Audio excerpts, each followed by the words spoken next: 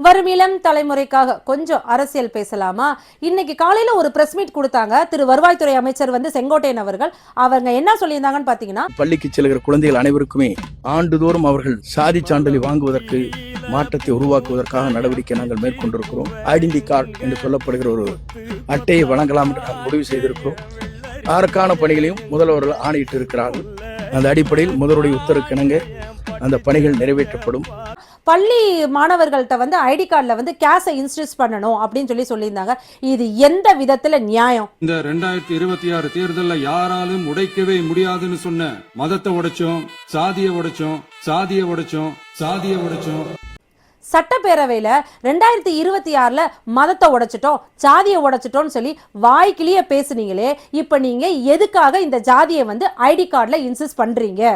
நான் ஒரு சில பேர்லாம் சொல்றேன், அவங்களாம் யாருன்னு பார்க்கலாமா? அயோத்திதாச பண்டிதர், ரெட்டைமலை சீனிவாசன், மறைமலை அடிகள், அன்னை மீனாம்பாள், ஜீவானந்தம், மூவலூர் ராமருதம் அம்மையார், இவங்களாம் யாருன்னு பார்த்தீங்கன்னா ஜாதியை ஒழிக்கணும்னு அவங்கவுங்க காலகட்டத்தில், அதாவது 1843 இருந்து 1975 வரைக்கும் அவங்கவுங்க வாழ்ந்த காலகட்டங்களில் ஜாதியை ஒழிக்கணும், தாழ்த்தப்பட்டவர்கள் தலித்து சமூகத்தில் இருக்கிறவங்கலாம் முன்னாடி வரணும்னு சொல்லி அரசியல் களத்தில் இறங்கி நின்று போராடினவங்க. அவங்கள பற்றிலாம் உங்களுக்கு எப்படி தெரியும்? அதெல்லாம் விடுங்க. உங்களோட கொள்கை தலைவர் யாரு? பெரியார் அவர்கள். அவங்க என்ன சொல்லிருக்காங்கன்னு தெரியுமா? அதாவது சாதியை ஒழிக்க வேண்டும் என்று உறக்க சொன்னவர் பெரியார்.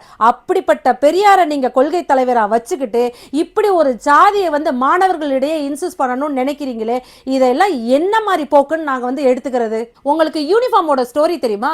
1982க்கு முன்னாடி யூனிஃபார்ம் கட்டாயம் கிடையாது. ஆனா திரு எம்ஜிஆர் அவர்கள் அதை கட்டாயப்படுத்தினாரு 1982ல. ஏன் தெரியுமா? யாரும் உயர்ந்தவர்கள் அல்ல, தாழ்ந்தவர்கள் அல்ல, இன்ன மதத்தை சேர்ந்தவங்க, இன்ன ஜாதியை சேர்ந்தவங்க, இப்படிலாம் இருக்கக்கூடாதுன்னு சொல்லி ஈக்குவலா கொண்டு போகணும் எல்லா மாணவர்களையும் சொல்லி ஒரு யூனிஃபார்ம் கொடுத்தவர் அவரு.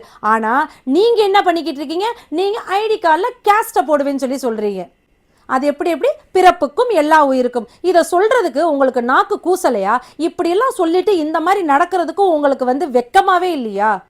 மெரினால ஜல்லிக்கட்டுக்காக ஒரு போராட்டத்தை பார்த்திருப்பீங்க. அதே போல போராட்டத்தை நீங்க திரும்ப பார்த்துறாதீங்க. நீங்க மட்டும் கேஸ்டை இன்சிஸ்ட் பண்ணி ஐடி கார்டு கொடுத்தீங்கன்னு எங்களுக்கு தெரிஞ்சிச்சுன்னா என்னை போல மாணவர்களை விரும்பும் ஒவ்வொரு ஆசிரியரும் போராட்டம் பண்ணுவோம். வருவாய்த்துறை அமைச்சர் பிரஸ் மீட் கொடுப்பாரா? இதே கல்வித்துறை அமைச்சர் அதெல்லாம் ஒண்ணுமில்லைன்னு சொல்லுவாரா? அது எப்படி? பிள்ளையும் கிள்ளி விட்டு தொட்டிலையும் ஆட்டி விடுவீங்களா? இதுவே கடைசியா இருக்கட்டும். இது போல இனி ஒரு தவறு நடக்காம தயவு செஞ்சு பாத்துக்கோங்க.